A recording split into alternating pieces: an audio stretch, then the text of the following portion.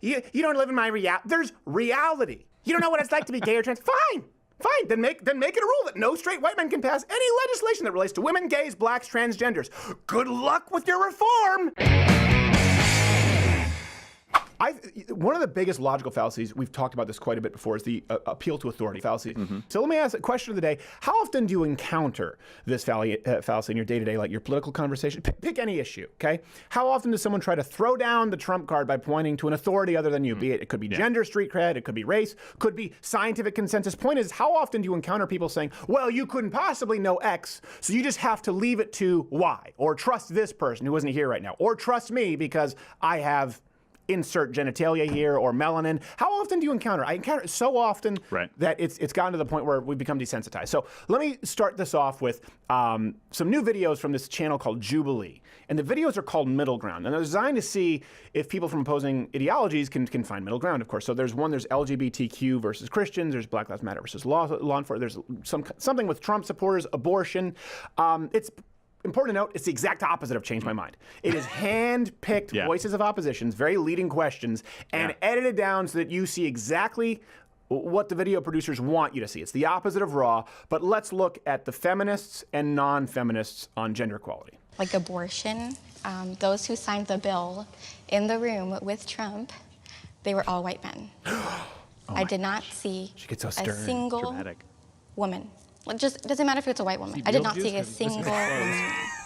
So those men are making choices for us, women, about birth control, abortion, healthcare, everything, and we can't even have a say on it because they won't even hear us. Oh, don't you love how she points in tandem? Okay, so her claim is men signed Trump's abortion bill, but it's a woman's issue. Ergo, only women can comment on abortion, which brings us to the real problem here, I think, with identity politics and this appeal to authority. It's so wildly inconsistent, they can't even apply it correctly themselves, or even to themselves. Let's hit some examples. Okay, so she talks right here about abortion, right? So I don't know why these men, she goes on to say, I don't know why these men can make decisions for abortion laws. Okay, Roe v. Wade. It was decided by men, right? You're welcome. Absolutely.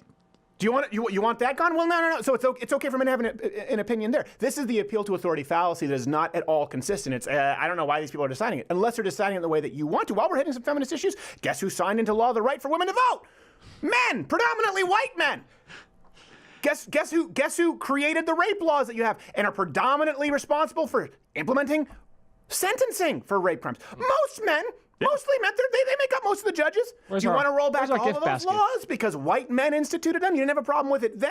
Right, and even if she was correct in that mostly men were the people that were in that room at the time, is she so dense that she thinks those are the only people involved in this decision? There were no advisors, there wasn't Congress, there wasn't anybody else that contained a group of women that were speaking. Oh, by the way, guess who invented birth control pills? A man! That was a brilliant one too, by the way. It's like, you shouldn't have sex with whoever you want. Here's some pills that could allow you to do this, but don't use the magical pills of pleasure.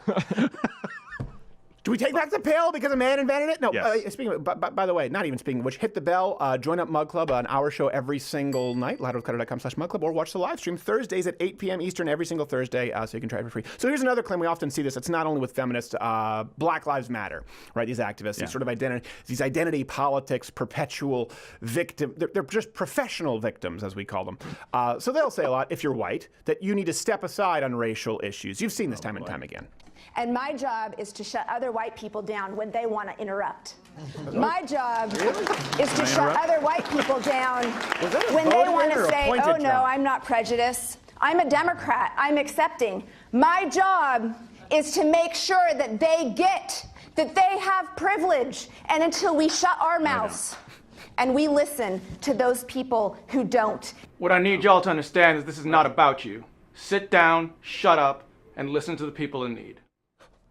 That face, that serious face. I guess I must be wrong. First of all, I like the old white guy behind her who's like, do I clap? Do I not clap? I don't know. What's the right thing? I don't know what to do. Is it? Do I endorse this? Do I not? What should I speak? All white people need to shut up, but she still keeps going.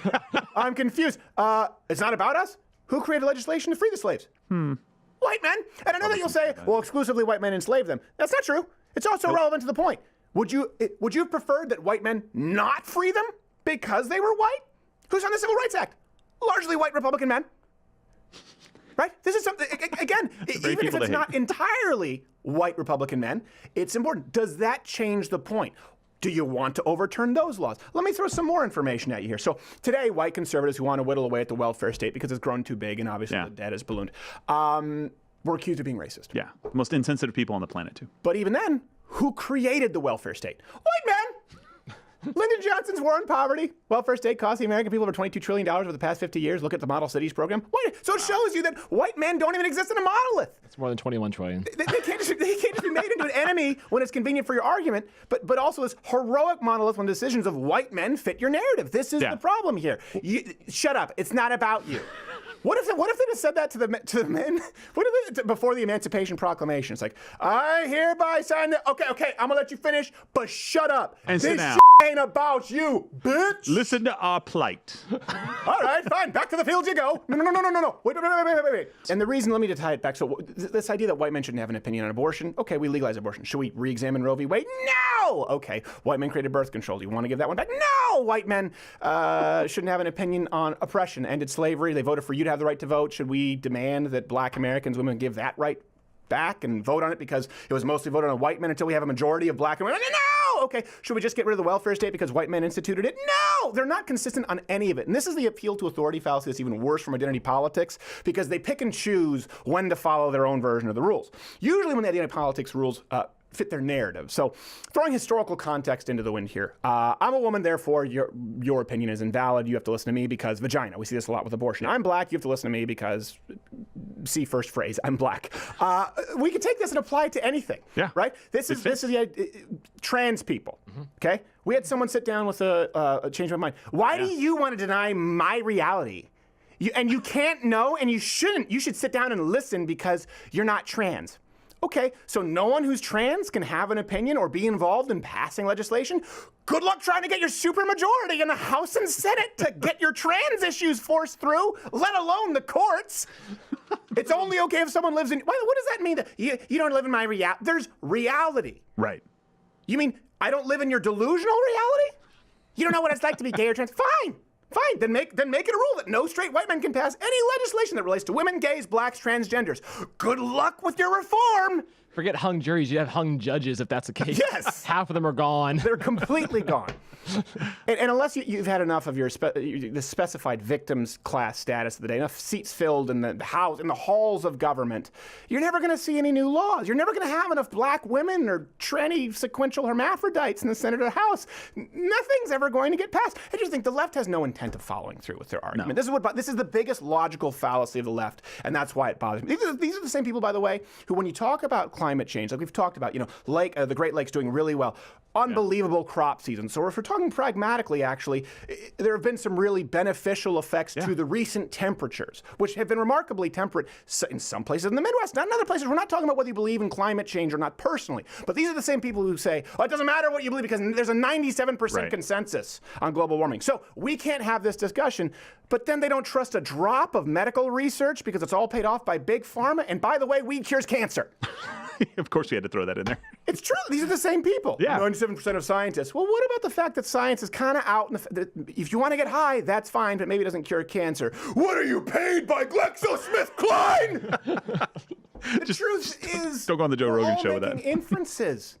To one degree or another based on sources. That's why you have to aggregate as many resources as possible. Don't just watch the show. Go to HuffPo, go to Salon, go read whatever, go read at PubMed. We have access to a lot of documents because of the licenses we pay for with this show. Read everything you possibly can from both points of view. Of course, like a courtroom, you try and find as many expert testimonies as you can, but then acknowledge that you're making at some point an inference and be consistent about it. When people are saying, okay, there's a 97% scientific consensus, what they're really saying is, you need to shut up. You don't have an opinion here. When they say, why do you care so much about abortion? You don't have a vagina. What they're really just saying is, I'm not equipped for this argument, so you better shut up. When they say, shut up, this isn't about you, they are quite literally just saying, shut up because I don't want to have to argue my point logically. Just address these people. When they say, shut up, you don't have a vagina, you can't have an opinion on abortion, you go, well, okay, so Roe v. Wade, what about the male judges who were for, no, wait. And they say, shut up, this isn't about you, Black Lives Matter. You say, okay, so then I guess let's just right away respond. Repeal the anti-slavery laws? Oh, what do you mean? Just fling it right back at them. You don't have to take this crap. It's silly, and I'm amazed at how many people are stumped by it. It's just as stupid as any other appeal to authority fallacy, only less consistent. Hey there, YouTube viewer. If you like this video, I would say subscribe, hit the notification bell, or watch one of these videos playing in a box that we've personally uploaded and programmed for your viewing pleasure. The problem is now, in today's day and age on YouTube in 2018, any of those three things that you do, any of those three buttons that you click will take you directly to a Seth Meyers video. So stay here and join Mug. Get off of here. Go to loudoutcutter.com/mugclub. It's the only safe place you can go and join.